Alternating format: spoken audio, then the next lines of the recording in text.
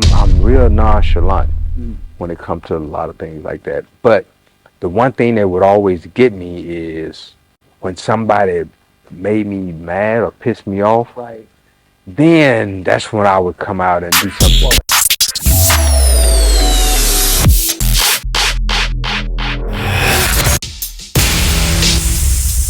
Okay, Kung Fu Chronicles Seafood Quasi, a very special episode today where everyone's doing well. Listen, alert kickboxing fans, alert kickboxing fans. I'm out here today in Ventura to check Sensei Lafayette Lawson for a quick interview, and I hope you guys are going to like this. Before we even get rolling though, make sure you do me that quick little favor.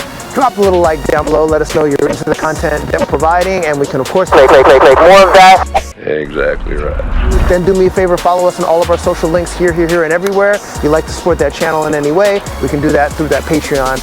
Now we've got new exclusive content up that you will surely want to check out. And then do stay to the end of the video as Sensei Lawson will drop some fighting tips just for you guys that'll look into the big leagues, the pro route, and fighting. And we're off. Oh yeah!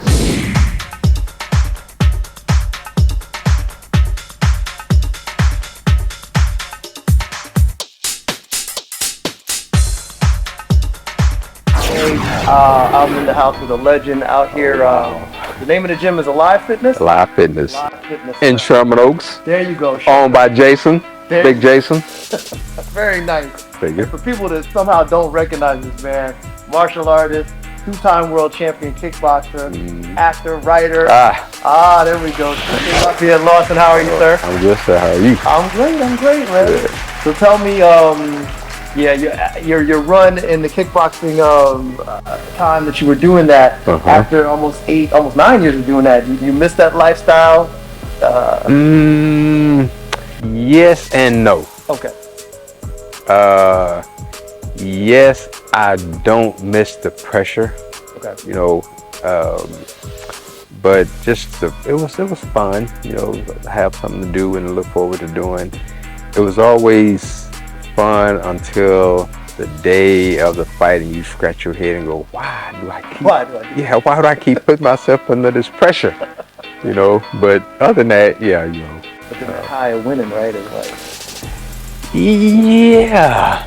yeah. But you know, I'm kind of weird. I think it was just the competition thing as a whole, or just having something to do or to compete with. Because I know, you know, as a kid, my brothers were really good in school sports, and I sucked at anything with the ball. Oh, really? Okay. Oh my God! But then when I found martial arts, I think I found my happy place. Nice. And it's weird that I took it serious, but I didn't take it that serious. Really? Because I was going to ask you, I know you're originally from Arkansas, right? Right. What part of Arkansas? Hot Springs. Born and raised in Pine Bluff, moved to Hot Springs when I was 16. That's what I was going to ask you. Because some things had it like Pine Bluff, some places had it Hot Springs. Yeah. And just coincidentally, I had an ex who was from Pine Bluff, so I know about that area. Yeah. I was like, a few hours away from Little Rock and all Right. So growing up and when you first got into martial arts, how did that happen? How did you first get into martial arts? Because, you know, I think what it was, you know, I was smaller than the average kid, and I think Bruce Lee, every time you watch a karate movie, you know, a kung fu movie, you would always see the beating up the bigger guys. They beat up anybody, so you think, man, yeah. So that's like I decided, you know, I wanted to do martial arts, and I would get the phone book and go to Yellow Pages. You look in one half, I'll look in the other. And I would call a karate places, judo places, and this one place was a judo place that answered and invited me down. And so my uncle took me, and I had my first class. And I remember he had us laying on the mat, and I was chopping the mat every time, you know, chop. And he came over, he turned my hand down, and then I started slapping the mat. I'm thinking, what's this for? I'm thinking I'm chopping the mat to make my hand tough so I can break stuff and chop stuff. Right. Yeah, condition it, you know. But come to find out, I was learning how to break a fall. I was learning judo. I didn't know any different. Judo, Taekwondo, karate. You know, they was all the same to me. Right. But once I started taking judo, man, it ended up being my thing. I think I won first place at my first tournament. Second, I started winning tournaments every time. And then I remember my brothers, you know, they had a few trophies, but I just wanted to push their little trophies off to the side. Right. Because I was at a sports goods store one day with my father, and they had some trophies in there, and I asked my dad to buy me one. He was like, "Son, you don't buy trophies, you have to earn them." I'm like, "You know, Dad, okay, I ain't trying to hear that right now. Let's buy that trophy." Right. And, you know, but once I started judo, I started winning them trophies. Like, I couldn't even see my brothers with trophies no more. You originally started in judo, then you move over? I started doing Taekwondo with the instructor in Pine Bluff named Clayton Raspberry, Mr. Raspberry, and I didn't take it too long with him, and then I moved shortly after we moved to Hot Springs, and after being there, it was a karate school, a Taekwondo school right down the street from where we were living, and I went in there one day and kind of looked around, but I wasn't really interested in training, and about, I guess 2 years later, they moved further down the street, and somehow, I don't know, it seemed like I saw some little thing in a ad that you can take Taekwondo for, you know. Some of them little things they used to have in little coupon books. Right, little ads. And stuff so I think that's what lured me in, and the rest is history after that. Got you.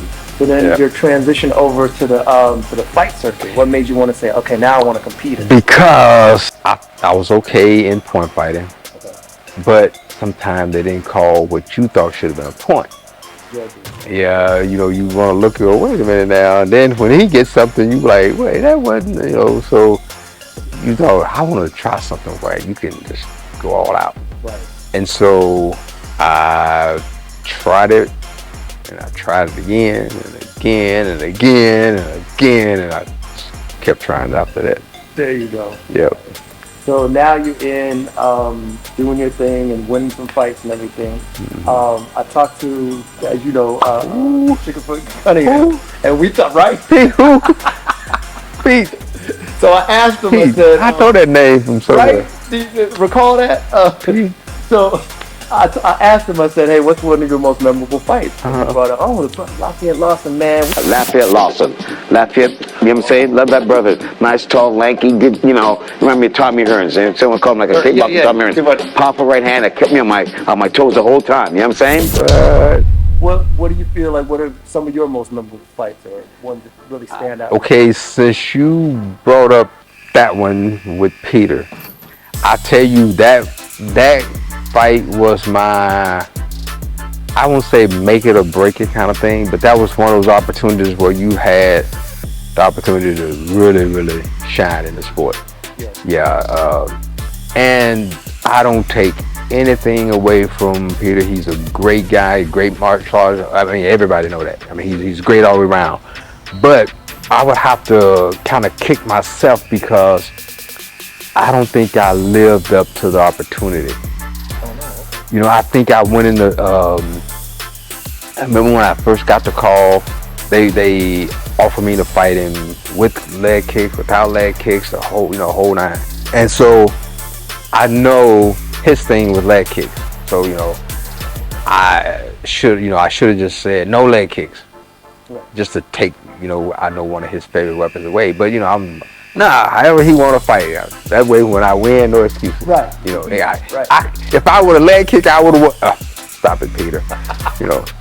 But I chose to fight him with the leg kicks. And so, you know, again, like I said, not taking anything away from him. I just remember once I got to Vegas, I wasn't there. I was physically there, but mentally I just wasn't there. I couldn't get hyped about none of the above. Really? None of the above. Strange memories on this nervous night in Las Vegas. I mean, one day I remember, like, even my brother, when I took him with me, I remember my brother going over to the arena to watch Peter train, and he came back, and I was saying, well, what do you think? Yeah, you know, I don't know if what he saw was like, wow, and he didn't want to tell me, or he was just you know. But I'm like, okay, whatever. But bottom line was, the time I walked into the ring to the time I got back to my room, I was beating myself up. Because I was like, what are you doing? And if you go back and watch that fight, at the end, I think when I got the towel around my neck and Mr. Earl Gilkey, who worked my corner, was talking to me. Right at the end, I said, man, I'm not even tired. He said, you shouldn't be. You ain't do nothing. I was like, wow, well, I never. Right. But I know he was right. I didn't, because I remember one time too. You can go back and watch the fight. Yeah. It was in the later rounds. I know at the end it probably been around 10 or 11. And at the end when the bell rang, boom, Peter threw his hand up in the air and he spun around like, yeah. And I stood there kind of like really, you know. Right. Yeah, like, really, you know. And I just couldn't get out of my own way, you know. And like I say, that's not a knock against Peter whatsoever. I was just the fight. In it, like mentally, The fight was between me and myself. Okay. You know. That's interesting, because watching the fight, it's like there's some impressive moments. Yeah, but going back and forth. and you could also in one of the later rounds, Earl Gilkey was yelling at me. How about what you gonna pick it up? You gonna pick it up? You keep saying every round, I'm gonna pick it up. I'm gonna pick it up. And I'm sitting there looking like, you know, like, yeah, I'm gonna do this. And I go back out there and just walk through the thing. Okay. And I kept thinking, what are you doing? You know, what are you doing? What you even come here for? Okay. You know? So in your mind, you were kind of just like going through the motions. You weren't even like. Yep. And I remember we had talked about a rematch. I don't remember at what point. I think prior to the fight we talked about a rematch, win, lose, or draw kind of thing. And they promised me a rematch. But then after the fight, I never really got that rematch set up. I don't know if it's because they felt like, well, why should we give him a rematch? He didn't do whatever. But I felt like I could have done better. But you know, they gave me an opportunity. I just felt like I blew it. I blew opportunity to kind of put myself out there. But then I know that's how I was kind of like that about a lot of things. I'm real nonchalant when it comes to a lot of things like that. But the one thing that would always get me is when somebody made me mad or pissed me off. Right. Then that's when I would come out and do something.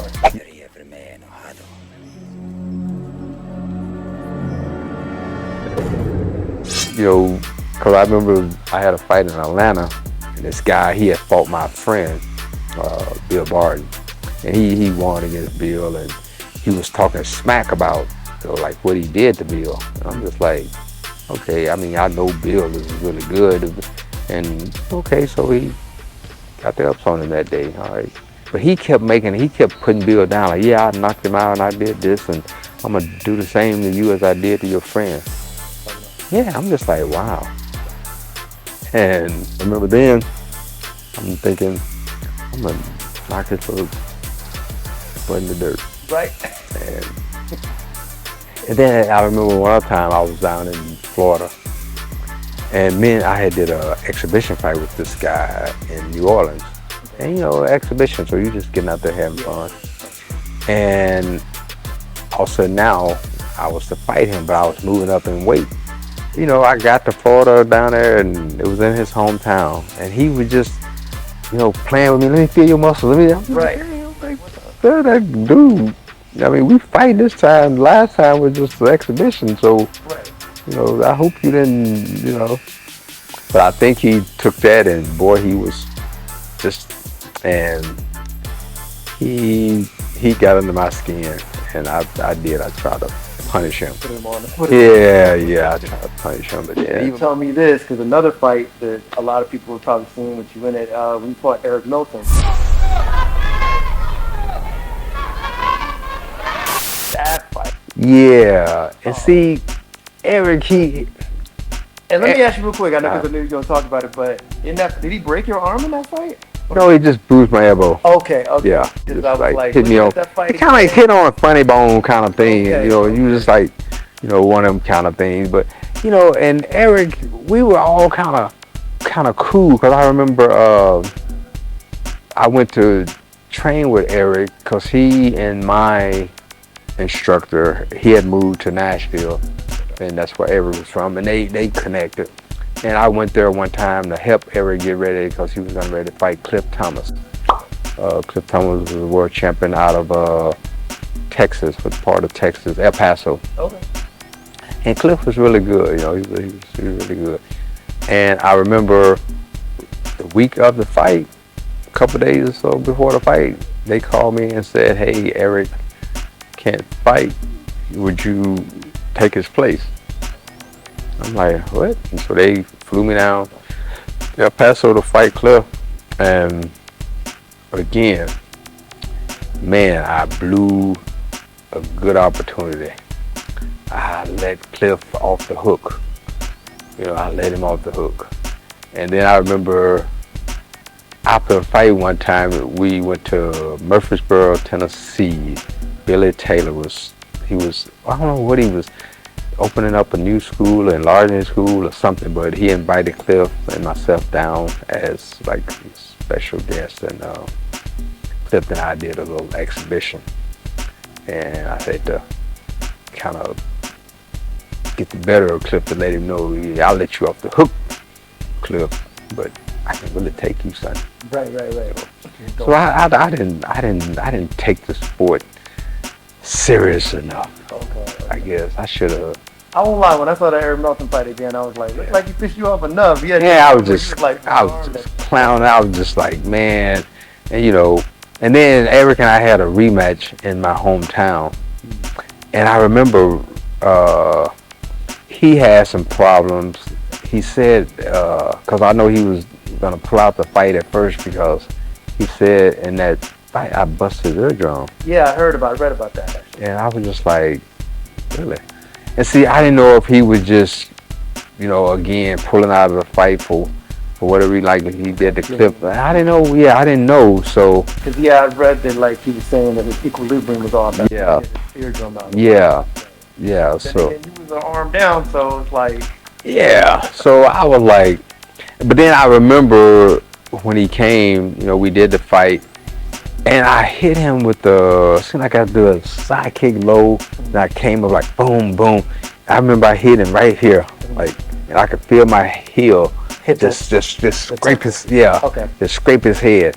And he just kind of slid down, and then he didn't get up. And I didn't know if he just quit, wasn't up for the fight or what, but it was like the whole thing was just kind of like, yeah, so I was just like, oh well. But you know, sometimes it happens, you know, I don't know. So then, like, fast forward a little bit, you moved out to California. Now, did you move specifically to try to, like, pursue the acting thing? Or a little bit of both? Man, you know we got to talk about. Yeah, those things just happen. I wasn't really trying to pursue no acting career or be no movie star, but I wrote a stupid movie. Yeah. I wrote a script. Yeah. Trying to think of the name of it. Yeah. Bueller. Yeah. What was it? The Color of a Dream. Color of a Dream. Okay, that's what it is. Okay, Yep. Okay. Yep. Because I know you was in the East Siders thing with Snoop. Yep. It's more like a long music video. Yeah. You ever seen it? Yeah. But at the same time, that's. Oh, hold on. Yeah. Just for the record, in that movie, Snoop, me and Snoop was fighting in prison. You and you. Okay, right. And he beat me up and he cut my throat. Right. But just for the record, I think I can take Snoop. You know, he's doing MMA now. What? Really? A little bit, right? Okay. Like I've seen a couple. Okay. Well, hey. Not professionally, but I think. Okay, I'm about to take that back. Maybe I don't know. Maybe I can't. Snoop, I thought I could. I just felt like back then, I don't know. Back then. I don't know, Snoop. Yeah.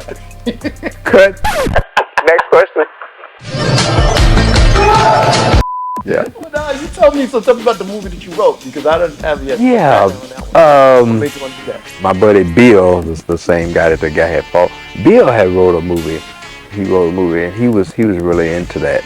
And I wasn't really into that. And I remember when I was going to fight Peter, Bill gave me his script, and I don't know why at the time we were always thinking we could see Chuck Norris and talk to Chuck Norris, Yeah. So I told him, I said, I would pass the script to Chuck Norris, which I did. Now, did Mr. Norris read it or not? I don't know, probably not. If he did, maybe he did, I don't know, but nothing really came of it. But I did what I told Bill I would do. And one day I thought, I'm gonna write us. So I wrote a little script, and I made it happen. But I remember when I was going back to Arkansas to shoot it, Bill had got word that I took his script and sold it. He was mad as hell at me. I didn't know that he was really feeling that way until later. Yeah. But come to find out, I can't remember the name of the movie, but when I went to see the movie, I'm watching the movie thinking, where did he get his movie from this movie? How? Close to what you wrote. No, what he wrote. Oh, okay. And I'm sitting there thinking, so he thought I had took his movie and gave it to somebody, and they made that movie. And I'm looking like this is nothing even but I'm thinking, hey. What the hell is wrong with you? But I'd heard you were in the middle of writing a book. And Yeah. You want to talk about that? Or? Yeah, I'm writing a book, which I am 99% finished with my part. Okay. But then obviously I have to turn it into a production company. I mean, a publishing company. Yeah. I don't know. I don't think I really want to self-publish, because I think I can reach more people if I got a publisher behind me. Got you. And it's a book about my roommate who was an actor, comedian. Right. That he passed away, and I didn't even know that connection was in the movie Friday. Right. And that's a classic. I've seen that a million times. Yeah. The dude, the comedian, Smokey! Smokey, what the hell you doing back here? And but see, the thing about, I didn't really talk to his kids or anybody yet, but once I get it finished and get it out there, it's really going to be about mental illness. Mm-hmm. And it's crazy because he and I were on Judge Mathis' show. Lafayette Lawson and defendant A.J. Johnson are friends. A.J. is an actor who appeared in the movie Friday. Okay. And then I found out Judge Mathis is big into mental illness as well. Okay. So I want to tie it all in together. It wasn't just a coincidence that we went on there and blah, blah, blah, blah. But I do know mental illness is a serious problem right now. And every time I turn the TV on or turn the computer on, there's something about mental illness. I'm thinking, dang, is that a message, to me that I'm supposed to be doing this? Supposed to do this, right? So I'm gonna try and finish, see what happens, All right. Well, looking forward to you doing that, and projects coming up along the way. As I wrap it up, it's always great talking to legendary kickboxers like yourself. So many people want to get into the fight game, or they say they do. You have any, as I wrap this up, the final tips as people are if you're really trying to be serious about fighting? The thing I would say the most is you got to train. Just go find a proper trainer, get in a good boxing gym, kickboxing, whatever you want to do. Just find a gym and do it, and you gotta commit to it, because a lot of people, I would always see people always say that I want to be a kickboxer. Boom. No, I don't.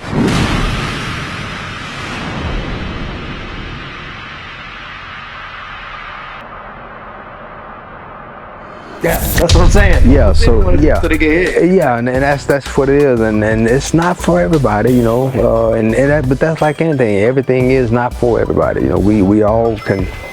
We have our thing, our things we can or cannot do, and some things we can just accept the fact that I can't do it. I can't dunk a basketball. That's reality. I can't do it. And somebody can say, oh, you can do it. No, I can't. Right. And I'm not afraid to say can't.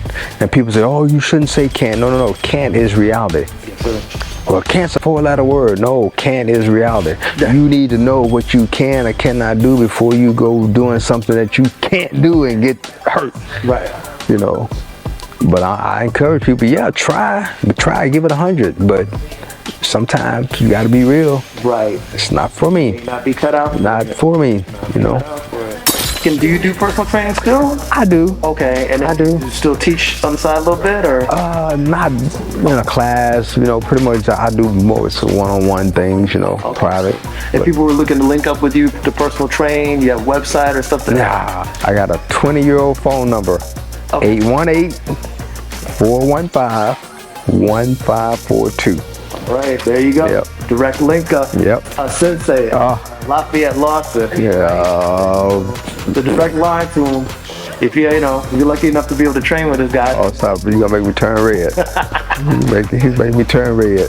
Sir, I appreciate you doing this. I appreciate you, sir. I appreciate you, yes, sir. Absolutely. Thank you, brother. A lot of good history dropped there with Sensei Lafayette Lawson. I hope you guys enjoyed that. And of course, keep the conversation going down in the comment section below. Let us know who you guys would like to see us interview next. Share the video. That's how we grow. Let's grow, let's go. You know that's my motto. Guys, while you're here, go ahead and check out a few other videos you may like the one I did with Sensei Peter Sugarfoot Cunningham, or even the one that I dropped months back with Sensei Cecil Peoples. Both are really good, especially if you're into kickboxing and fighting. Guys, stay safe. See you all in the next round, and of course, keep punching.